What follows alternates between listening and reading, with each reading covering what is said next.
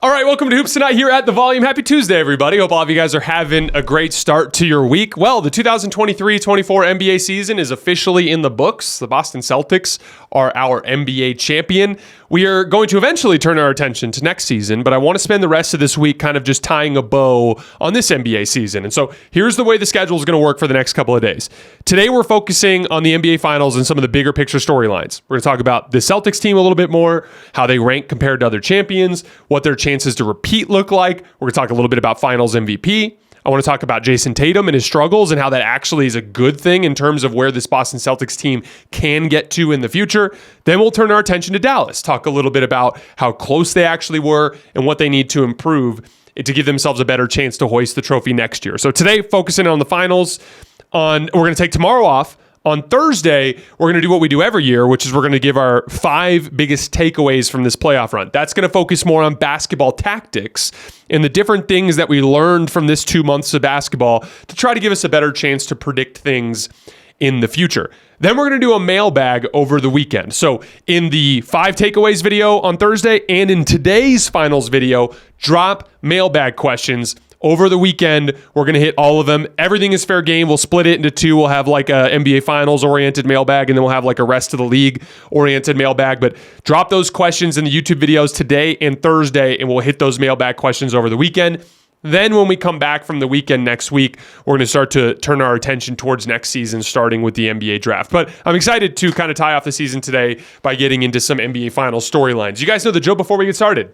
Subscribe to the Hoops Tonight YouTube channel so you don't miss any more of our videos. Follow me on Twitter at _JasonLT so you guys don't miss show announcements. Don't forget about our podcast feed, wherever you get your podcasts under Hoops Tonight. And then keep dropping mailbag questions in the YouTube comments so we can keep hitting them throughout the rest of the summer. And then last but not least, before we get started, I want to talk to you guys about Game Time. They have an amazing ticket buying experience. I know the NBA Finals are over, but there's still tons of events that you can go see this summer. There's Major League Baseball. There's the Team USA showcase in Las Vegas. There's concerts. I'm going to see Dead & Company at the Sphere in Las Vegas.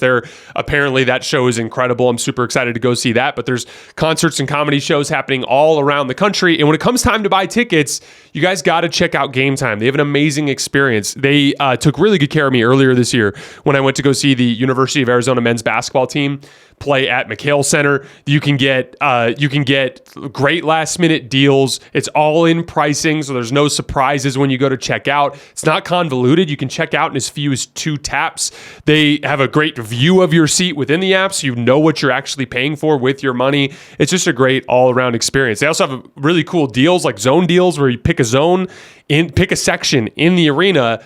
Game Time picks your seats for you in that section. You get additional savings that way. You guys got to check it out. So take the guesswork out of buying tickets with Game Time. Download the Game Time app, create an account, and use code HOOPS for $20 off your first purchase. Terms apply. Again, create an account and redeem code HOOPS. That's HOOPS for $20 off your first purchase. Download Game Time today. Last minute tickets, lowest price guaranteed. All right, let's talk some basketball. So before we get into any of the big storylines from this NBA season, I just wanted to give a quick message to Boston Celtics fans.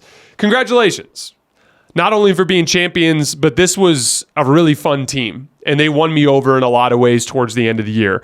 I know that I grew frustrated with them during this regular season for a lot of reasons. Obviously, like anytime I see talent that kind of that can kind of like play down to the competition, that sometimes can get frustrating.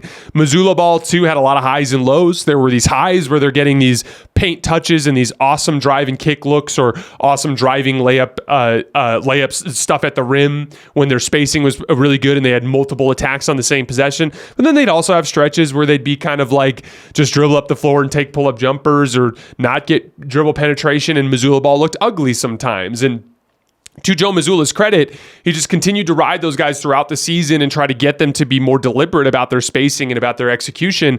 And I thought that they reached their ceiling in this playoff run on both ends of the floor. And the biggest compliment that I can pay to the Celtics is I enjoyed watching them down the tail end of the season. They became a fun team for me to watch, which again, like that's not always the case. This Dallas Mavericks team, for instance, is a team that I don't particularly enjoy watching. They don't play a brand of basketball that I enjoy watching, right? And so like that, just Celtics fans, congratulations, and you've got yourself a really, really fun basketball team. The second piece of it, there's going to be a lot of discourse surrounding the team moving forward, right?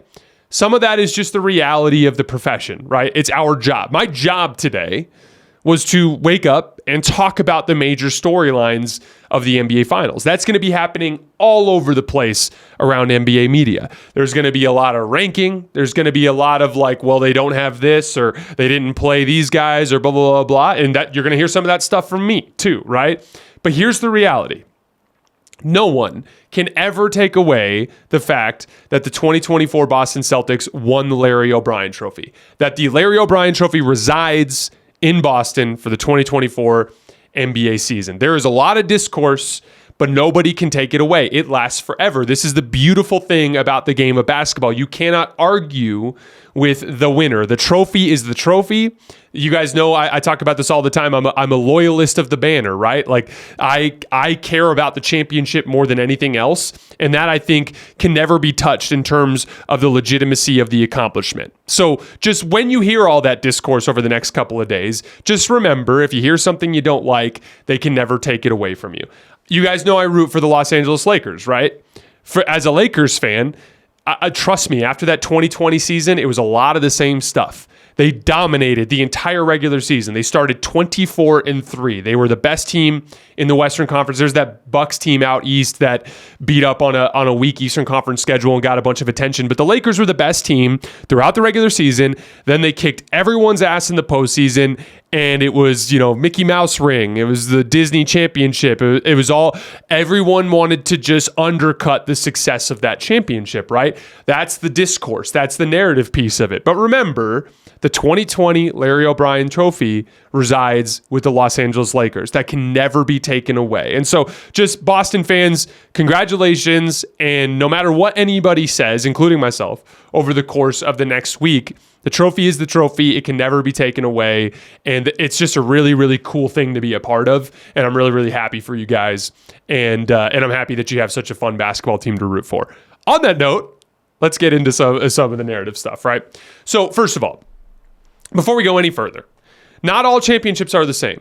That just goes without saying, right? Some carry a certain level of cultural resonance. And a big part of that is just, I think there's a relatability to struggle.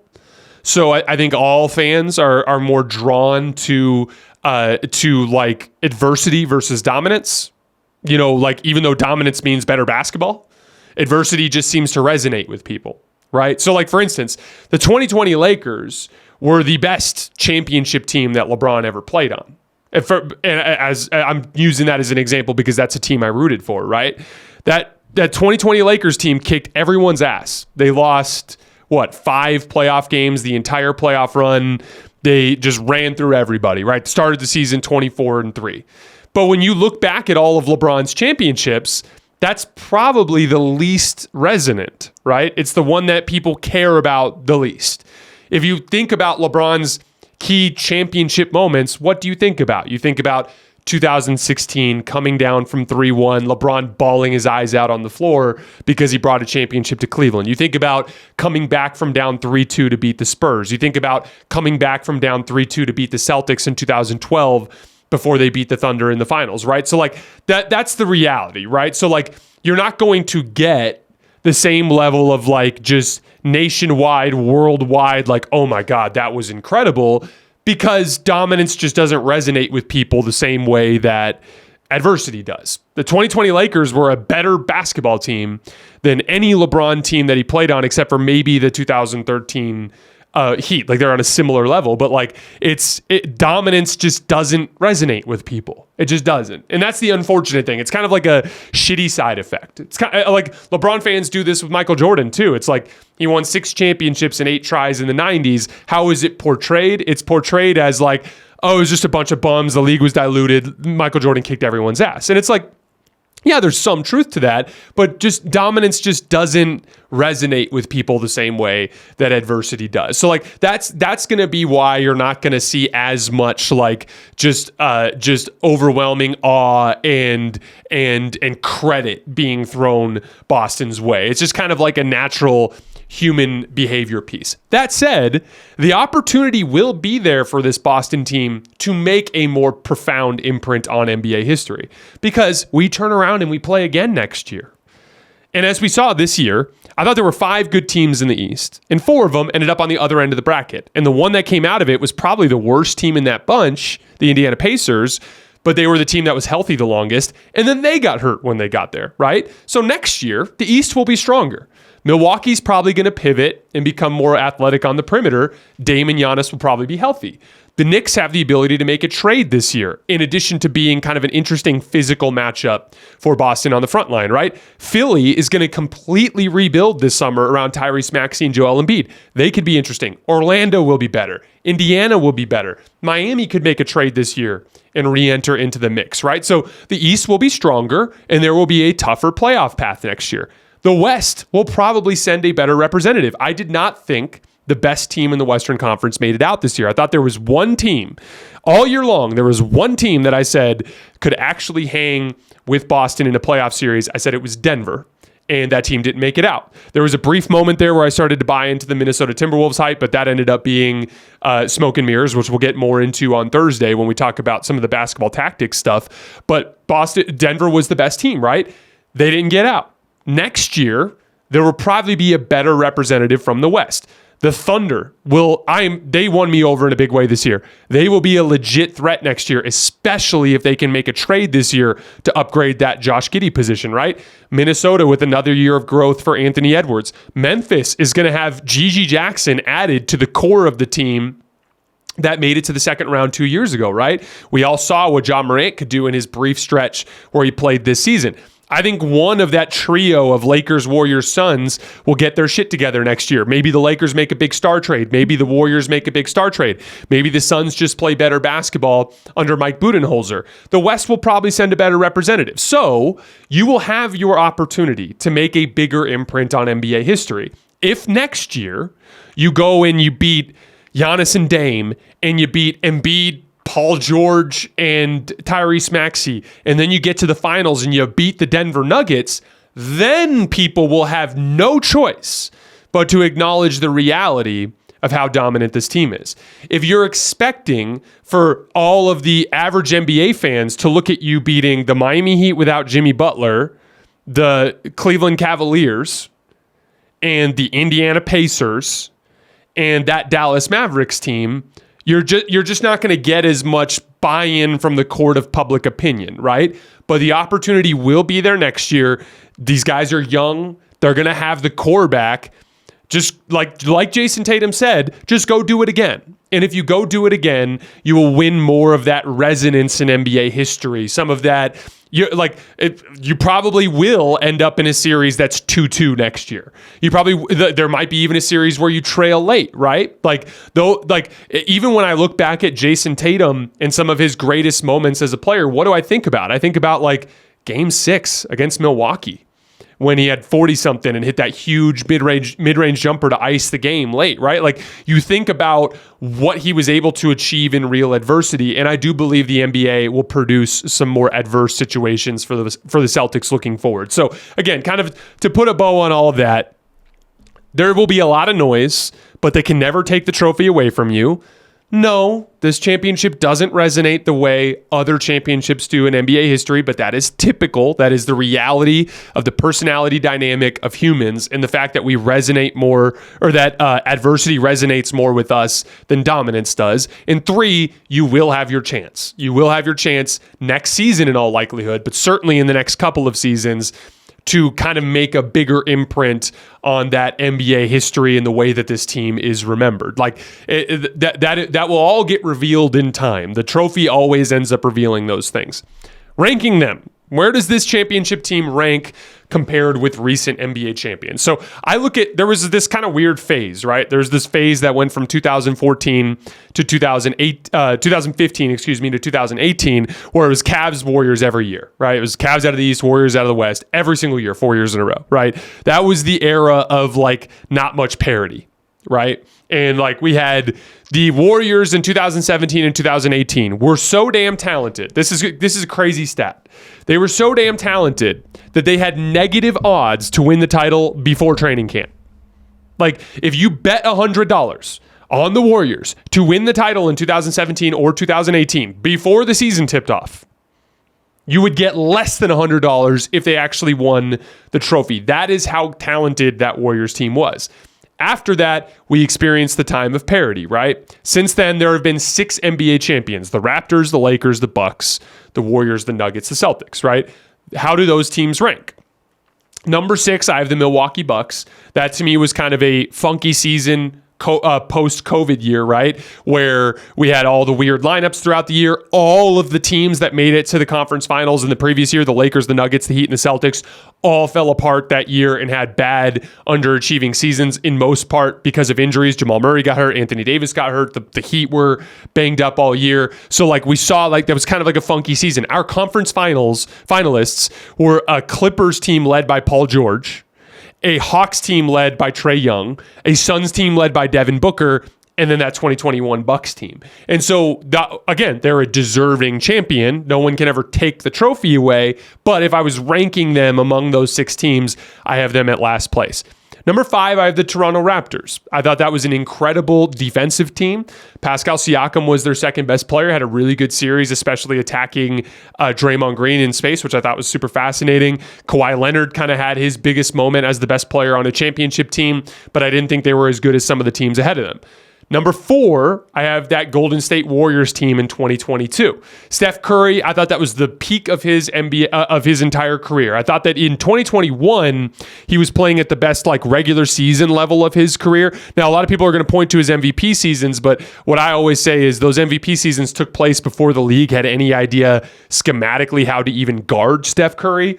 What was so fascinating to me about his run there in 2021 and 2022 was the league knew how to deal with him. They were being physical with him off ball, trying to deny him off ball actions, trying to force him to back cut into the lane, chasing him over the top of ball screens, physicality to try to wear him out. All that stuff, the book on the best way to guard Steph Curry was out, and it just didn't matter. He kicked everyone's ass anyway. And there was an injury that he suffered in that 2022 season that kind of disrupted him going into the postseason. But I thought that game 4 on the road in Boston was the best individual game of his career, given the stakes and what in the situation in terms of them trailing 2-1 in the series.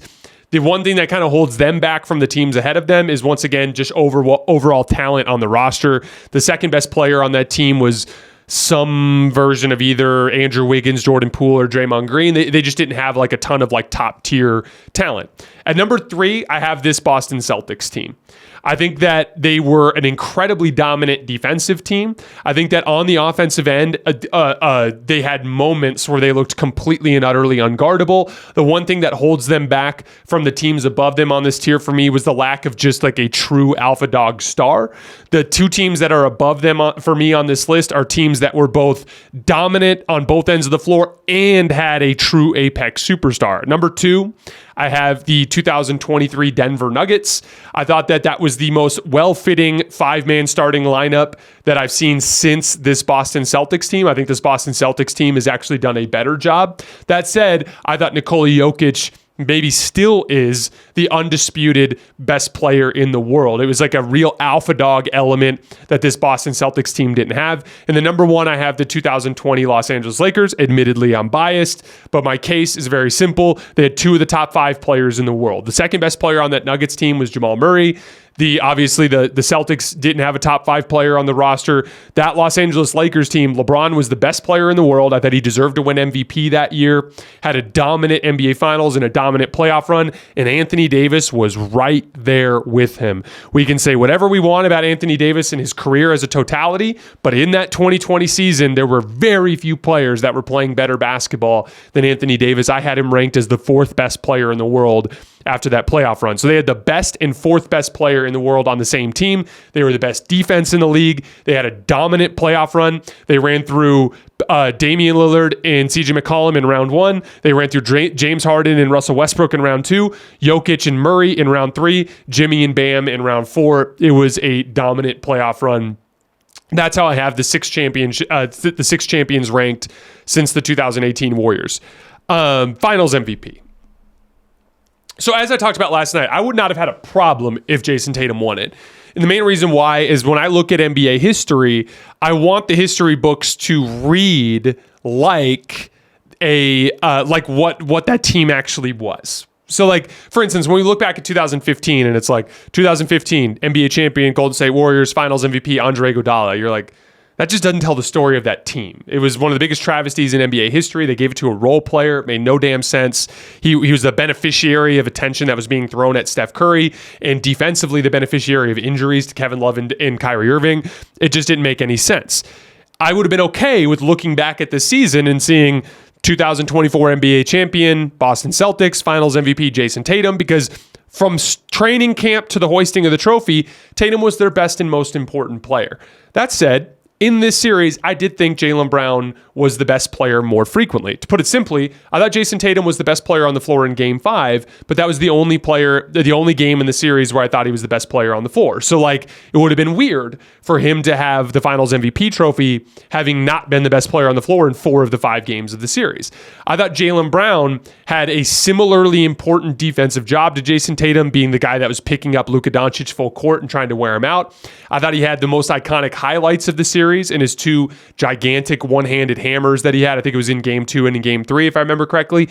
And I also thought he hit the biggest shots of the series. In Game 2, down the stretch when they needed a bucket, he was the guy that drove by Maxi Kleber and had the left-handed layup that kind of iced that game. And then in Game 3, when the Mavericks got it down to 1, he hit 2 massive mid-range jump shots to rescue possessions that put that game away. I thought he had the biggest imprint. Like, if you were to kind of like weigh the overall contributions of players in this series among any Celtic, I thought Jaylen Brown did have the biggest impact.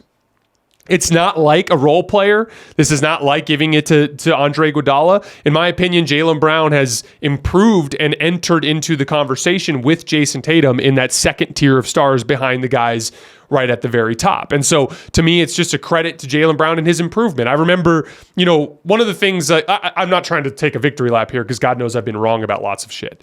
But one of the things I've been right about is this specific issue. There's always been calls after each loss from the Celtics to break up Tatum and Brown. And what I've consistently said is you have a better chance of getting where you need to go by Jaylen Brown just getting better than you do by trying to flip Jaylen Brown into something better. Like, in chances are you'll flip Jaylen Brown and get something worse in return, whereas Jaylen Brown might be able to improve and get where he needs to go. And Jaylen Brown went from a very embarrassing performance last year against Miami in the conference finals to the best playoff run of his career. And he won the Eastern Conference Finals MVP and the Finals MVP. So tip of the cap to Jaylen Brown. He improved. He addressed the things that he needed to address to make a bigger impact on this particular Celtics team, and I thought he was deserving of the trophy. But that said, I wouldn't have had any problem with Jayson Tatum getting it. The Celtics has a chance to repeat. So obviously, every time that a team wins an NBA championship, the next conversation is, does this team have what it takes to do it again? Right? There's that statement from Michael Malone before this season, if I remember correctly, where he said, I'm going to butcher this, but he said something along the lines of like, to win, you need talent, but to repeat, you need character, right? And so that's the main thing. Do the Celtics have the talent to repeat? You bet your ass. They absolutely have the talent to repeat. Will they have the character? That's the next piece. Will the disease of more infiltrate? Will guys start to co-op possessions and get out of their roles because now they already have the trophy, right? Those are the kinds of speed bumps that they'll encounter along the way. As we mentioned earlier, I do think they'll face tougher teams in the following season, right? Like, this will be a more difficult title run, but they have the talent there. Another big piece that's fascinating to me is Jayson Tatum's jump shooting. So Jayson Tatum, I checked the stats on Synergy this morning. In this playoff run, shot 29.8% on jump shots. To give you guys some perspective, Giannis Antetokounmpo in this regular season shot 29.9% on jump shots. So Tatum, as I mentioned multiple times in this playoff run, was just in a miserable shooting slump this year. I don't have an explanation for it other than that it can just happen. Like, shooting slumps, like, there's this kind of feeling that people have for some reason that like, oh, you work on your jumper and it's just kind of like a perpetual rise. It's like, no, it's more of like a staggered line, just like anything else, right? You zoom out from it and it looks like an increase if you've been working hard. But if you zoom in, you're going to see some peaks and valleys. And there's no doubt that Tatum entered into a massive shooting slump in this postseason run. Do I think that Jayson Tatum is a bad jump shooter? No. Do I think he settles for too many pull-up jumpers and that he should structure his game more like he did in Game 5, where he's using his physical gifts to get to the rim? Yeah, that's what I think he should focus on. But he is a better jump shooter than he demonstrated, and I would be stunned if he didn't shoot a lot better on jump shots in next year's postseason. So that's another thing that's scary as it pertains to the Boston's repeat chances. Porzingis wasn't healthy for the majority of this playoff run, and Jayson Tatum played like shit by his standards. And so if those two things rectify themselves and you get a healthy Kristaps Porzingis and you get just a more Jayson Tatum-like playoff run, it's going to be that much harder to beat the Celtics team 4 times out of 7. It will be challenging. My guess right now is that I'll probably end up having Boston as my title favorite going into next season. It extends beyond my like kind of loyalty to the banner stuff. As you guys know, I always kind of defer to champions just out of respect. But another part of it is this season revealed the Western Conference is just such a bloodbath that even a team like Denver, and like one of the things with Denver, like I had Celtics fans today like, oh, Denver wasn't on Boston's level. Like, we'll see. We don't know. They didn't play each other, so we don't know. But one of the things with Denver you got to remember is Jamal Murray missed a significant chunk of the season.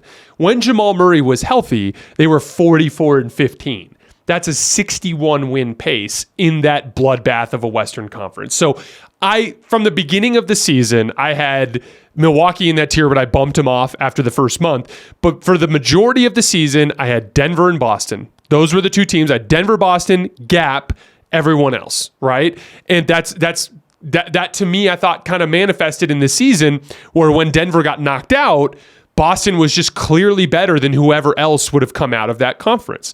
As far as Denver goes, one of the things that, because a lot of people will be like, oh, well, how did they lose to Minnesota? That was literally one of the most bizarre NBA playoff series I have ever watched.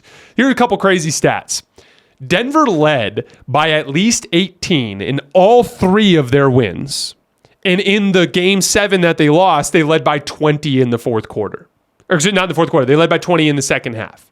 So they played well enough to win that series. They just somehow lost in this crazy second half run, right? And then in addition to that, just digging themselves in the hole they did in the first 2 games of the series by dropping the first 2 games in Denver. Like, I believe if Denver played Minnesota in a playoff series again, they would beat them. But Minnesota is a weird team. They were specifically constructed to beat Denver with all their size on the perimeter and on the interior. It was a bad matchup. They got upset.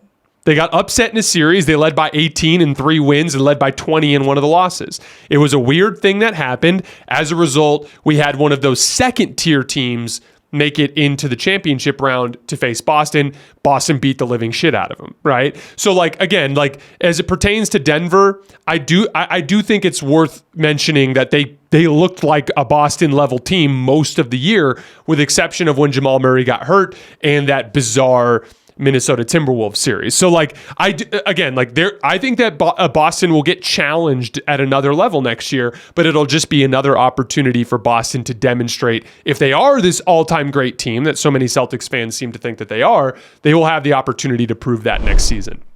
We're this close to crowning a new NBA champion, and with the action heating up on the court, it's even hotter at DraftKings Sportsbook, an official sports betting partner of the NBA. And DraftKings Sportsbook has you covered every step of the way with same-game parlays, live betting, odds boosts, and so much more. Don't miss out as the NBA postseason winds down. It's super easy to get started with DraftKings if you're a first-timer. Try betting on something like a team to win. Go to the DraftKings Sportsbook app, select your team, and place your first bet. It's that simple. The odds in the NBA Finals right now, you can get the Celtics to win at -200. 210. Or if you're into the underdog Dallas Mavericks, they're at plus 175. And if you're new to DraftKings, you got to check this out. New customers bet $5 to get 150 in bonus bets instantly.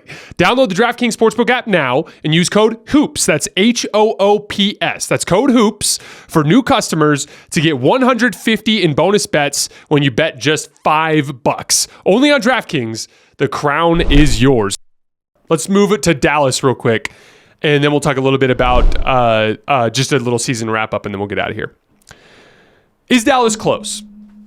Last night with Colin Cowherd, I pointed out that I did not think that this Dallas Mavericks team was close to winning the championship. And I have been getting shredded on Twitter all day long for that specifically. Mavericks fans are pissed. We made the finals. How is it that we made the finals and you're going to say we're not close? Well, you trailed by 29 in one of the losses. You trailed by 26 in one of the losses. You trailed by 21 in one of the losses. And you trailed by 14 in one of the losses. You trailed 3-0 in the series, and you beat the shit out of Boston in that desperation game 4. But you were not close.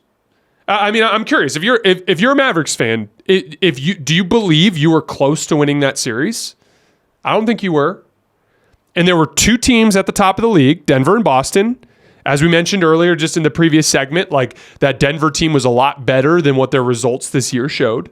That Denver team, if they would have made it in the conference finals, I would have picked them against Dallas. I think they would have won somewhat convincingly. I don't think they match up as well with Denver as Minnesota did in terms of their physicality on the front line, right? And so, I don't think that Dallas was particularly close. To take it a step further, Boston did not shoot over their season average for jump shooting a single time in this series. Boston got 1.12 points per jump shot in the regular season. They were below that in all 5 games. Jayson Tatum, we discussed earlier, was in a massive slump. There will be a better version of this Boston team, in all likelihood, waiting whoever comes out of the Western Conference next year. So this is where it's about being honest with yourself. So for instance, guys, I'm a Lakers fan. The Lakers made it to the Western Conference Finals last year. I never, not even for a single second this year, put them in my top tier of contenders. I consistently had them in that second tier, and I said right after the series, they clearly have to get better at XYZ. Going into the season, I'm like, they clearly need to make an aggressive deal this deadline to try to put themselves into this conversation. They never did. And so for me, the Lakers never entered into that tier. I am a fan of the Lakers, who made a deep playoff run, and I had to admit they are not close. The Miami Heat made the NBA Finals last year. They did not trail 3-0. They stole a game in Denver in Game 2. Did anybody think after that series that the Miami Heat were close to winning an NBA championship? I didn't. I thought it was abundantly clear that they did not have enough firepower. What ends up happening in the NBA every year, one of the things I'm learning, and we're going to talk about this more when we get to our tactics pod on Thursday, but there's a top tier of teams, the real championship contenders, and every year there's usually 2, 3, 4 teams in that tier, right? This year there were 2. But it doesn't really matter what you do against everyone else. Everyone else's matchups. You happen to catch a Minnesota team in the Western Conference Finals that specifically struggles with rim protection, which was evidenced by the fact that they were 17th in offense in the regular season. It was a terrible matchup. Even their perimeter defenders were too skinny for Luka. They didn't have a Lou Dort or an Aaron Gordon, like a big physical specimen, to put on to Luka. They got barbecued. They got their ass kicked, right? But that was a matchup thing. That group, all the teams below the Denver-Boston tier, any of them could have beat any of them based on matchups, in my opinion. Dallas kind of weaved their way through there and won. How did the Lakers make it to the Western Conference Finals last year?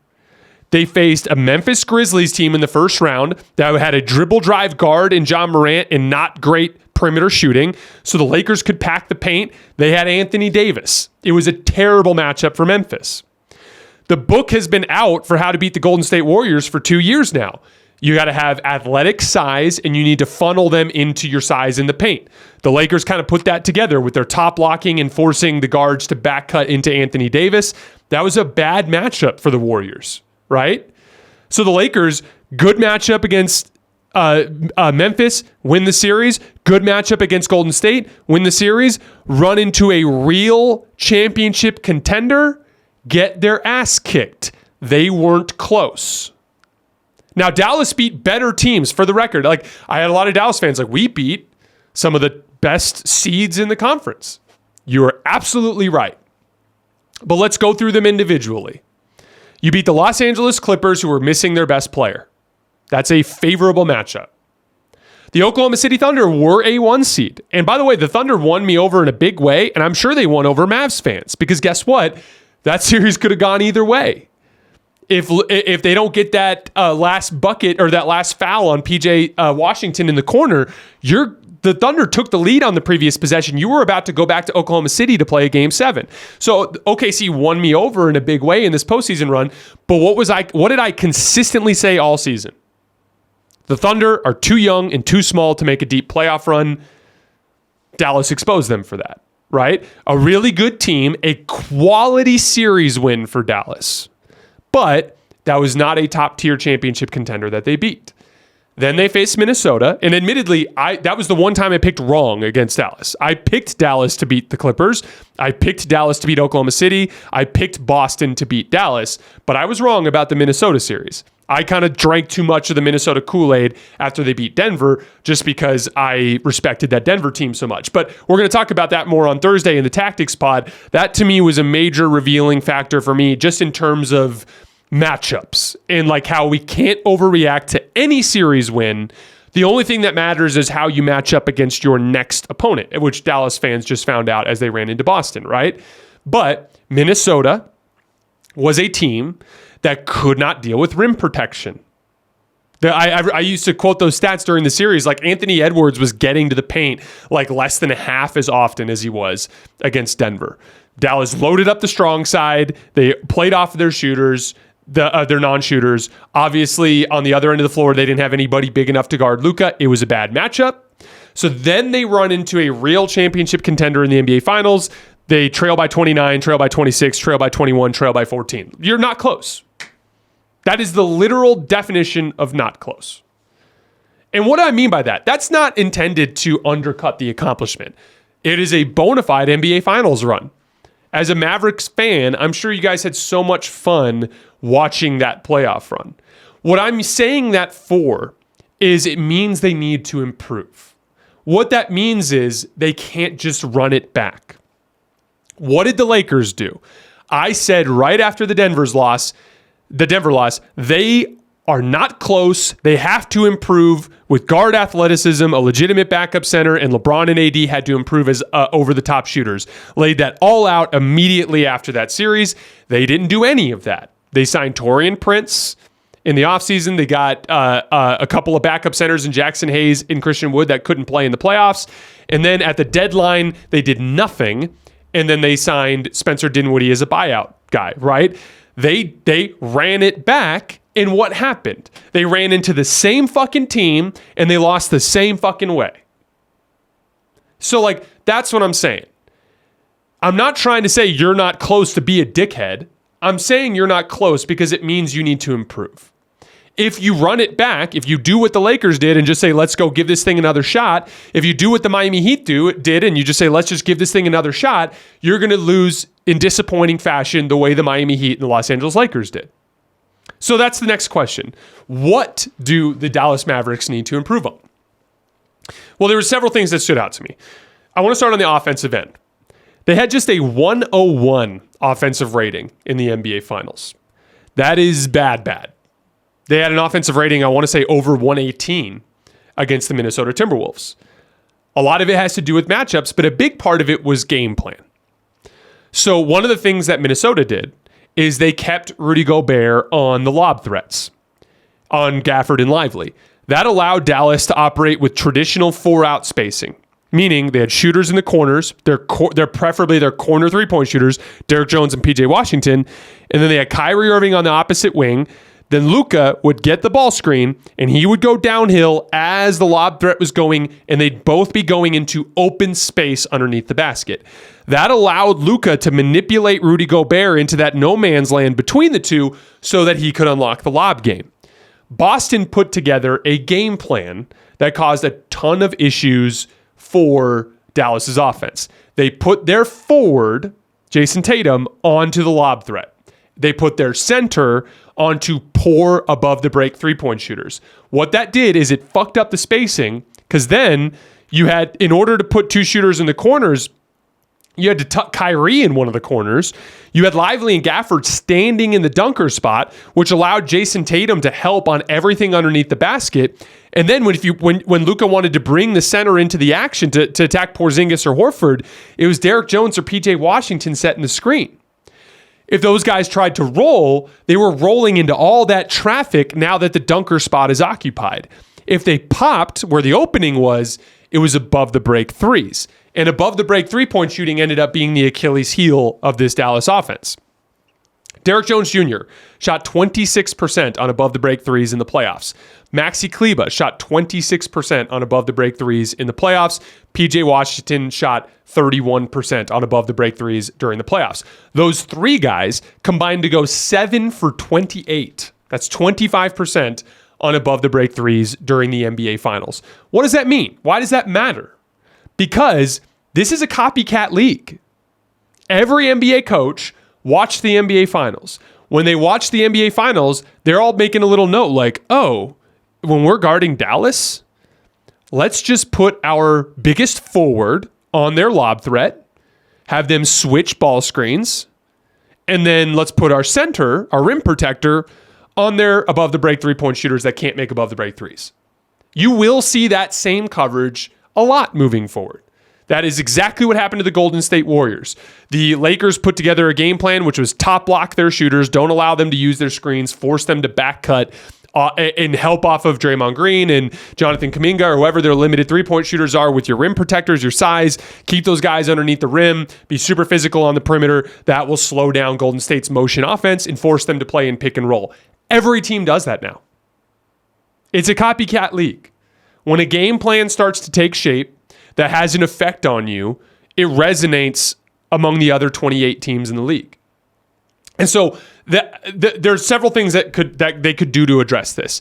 If you're going to stay with 4 out, those guys have to improve as above the break 3-point shooters. They either have to improve or you've got to find them. Different players, I mean. Because inevitably you will run into this exact same situation. And that is something that didn't just slow down Dallas's offense, rendered it borderline useless over the course of that NBA Finals series. A 101 offensive rating. That's not just bad. That is atrociously bad. I want to say they didn't cross over 100 points a single time in the series, except for Game 5, right? I think they did it just once in Game 5. Actually, no, I heard the stat last night from our producer with Colin. I think he said Dallas failed to score 100 points 7 times during the entire regular season and did it 4 times in this series. So, it was a major issue. So, obviously, finding role players that are comfortable taking and making above the break threes, because that is a vital part of your spacing, right? Secondly, it might be worthwhile to explore more 5-out concepts on offense. One of the big advantages here is Derek Lively. Derek Lively was wildly impressive in this playoff run as a screener and as a decision maker, right? He even he knocked down a 3-pointer in Game 4, right? So and I'm not even in 5-out. 5-out does not mean 5 shooters. Now for Boston it does, but all 5-out means is that all of the action is taking place on the perimeter and the paint is not occupied unless it is for a post up as part of the play or on a roll. What that means is the bigs operate out at the 3-point line as dribble handoff guys, and they roll, and then they come back up and run another dribble handoff, and they roll, and they come back up and run another dribble handoff. They primarily operate from the perimeter. They roll into empty space, and then they come back. So the paint is vacant except when someone's rolling or driving or cutting or posting, right? So basically what that means is instead of dribbling the ball up the floor and having this guy stand in the corner and this guy stand in the corner and come set a ball screen and we're just going to spread and attack, have it actually function more with everybody involved, more ball and player movement. One of the things I like is I think that because of Lively's development there, because PJ Washington can put the ball on the floor a little bit, because you have Kyrie Irving and Luka, as long as you get basically a better version of Derek Jones, a player like Derek Jones that can actually make more plays off the bounce And honestly, he might be able to do it if you just open training camp with it and run that as your base offense. But I just want to see that. I think 5-out concepts are more resilient to playoff matchup issues. The 4-out offense, it took one switch, the center and Tatum switching, to completely bog down the spacing on everything. Whereas if it was 5-out and there was tons of ball and player movement as you're cycling from side to side and everyone's involved, it lessens Luka's usage. It has a better chance of keeping guys like PJ Washington, Derek Jones, Josh Green, Dante Exum, whoever it is, in rhythm throughout the game. It opens up more space on the back line. Like, again, if Tatum is up at getting engaged in a switch on a dribble handoff, and then all of a sudden it's back on the other side of the floor, and then it's coming back this way, and there's 3 dribble handoffs on the same possession, it don't really matter what Boston's base game plan is. All of a sudden, the entire team is being asked to do more on every possession defensively. And so I'd like to see them kind of explore that a little bit just to make them more resilient as an offensive team in the playoffs. They ran some 5-out concepts. They ran some stack pick and roll. They ran some double stagger stuff. It's not like they don't do any of that, but more often than not, they dribble the ball up the floor. They set a guard screen for a switch. They go to their 4-out spacing and they call for a ball screen. It's just a little too rudimentary. It's a little too predictable.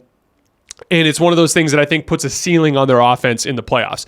Remember, I had to learn the hard way about this, and we're going to get into more detail with this when we get to our tactics pod on Thursday. But like, the Lakers were a 4-out team last year. And then they adopted 5-out. It was ugly as all hell for half the season, but it like clicked in January, and suddenly they were one of the best offenses in the league. And they had a much better offensive showing against Denver in that first round series than they did the last year, right? So like, I'm a big believer, and they've won me over. This is a modern basketball concept that I was too late to buy into, and I do think that Dallas would be served well by trying to tilt their offense a little bit more in that direction. The last piece, Luka needs to be able to function as just a part of a championship level defense. So again, this is something we talked about a lot after Game 3, but I would love to see Luka come into next season at just an entirely different level of physical conditioning. By virtue of that, he can handle higher usage. He can handle those defensive responsibilities. He can handle more physical defensive matchups in the postseason without fatiguing and without losing some of his efficiency. Just to put it simply, every NBA player has to have some sort of humiliating moment in order to reach their ultimate ceiling. Jaylen Brown last year gets embarrassed in the conference finals, wins finals MVP the next year.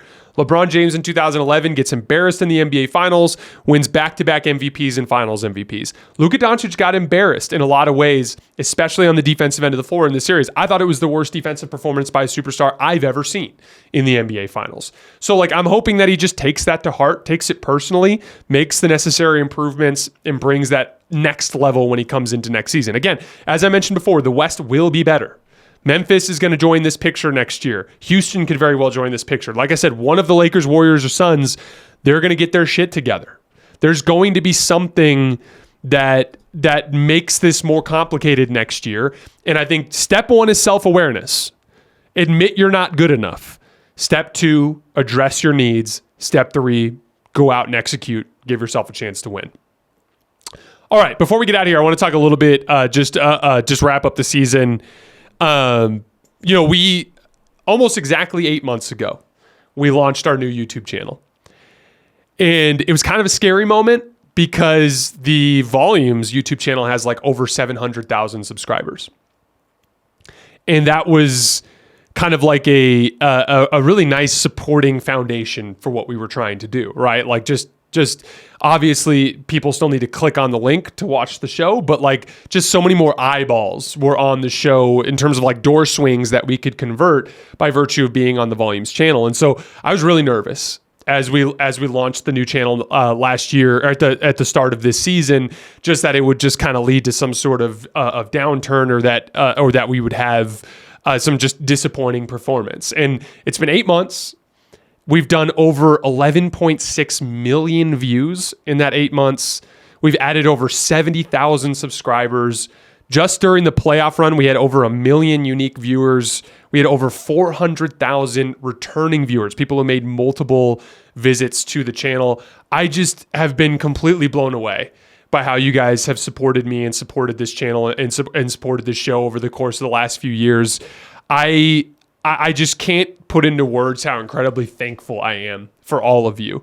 There's obviously a certain amount of negativity that comes with the job, right? That's just kind of the virtue of sports. Like I have to say I like this team or dislike this team, which is automatically going to piss some people off. And like the overwhelming positivity that I get from you guys in the comments and direct messages and Twitter mentions and all of that stuff, you guys just support me in such an incredible way. And I'm just incredibly thankful for you. I'm so excited to see what we can turn this thing into. I mean, we've been going for 2 years and 4 months or something like that since we started with the volume back in the 2022 season. And it's been such a blast. I'm getting to experience things I never in a million years thought I'd get to experience. I'm interviewing an NBA player for the first time at Summer League. I'm super excited about that.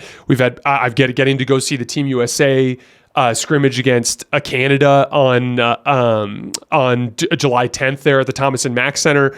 I wouldn't be able to do the things that I get to do or experience what I get to experience without your guys' support. And I just hope you guys know that I'm eternally thankful to you. And I'm super, super excited to see what we can build as we look into the future. I'm really excited to get started on the next season. One last thing before we go to, don't forget about my Two Sons podcast. You can see the little logo down here. That's a podcast that I do with my buddy Luke, where we talk more about like film and TV show stuff. Last night, we just uploaded a reaction to the first episode of House of the Dragon. So you guys can go check that out. We're going to be recording Acolyte episode 4 later tonight as well. And there's just a lot of really fun content and stuff coming out over the course of the rest of this summer. So make sure you guys head over there, hit that subscribe button, and I'd appreciate your support there as well. But again, I'm just really thankful for you guys, and I'm looking forward to getting into another fun off season and then another fun season from there. All right, that's all I have for tonight. Congratulations, Celtics fans. Congratulations, Mavericks fans too. That was a fun season for you guys. We'll be back. We're going to take tomorrow off. We'll be back on Thursday to get into some basketball tactics and the 5 biggest things that I learned from this playoff run. I will see you guys then.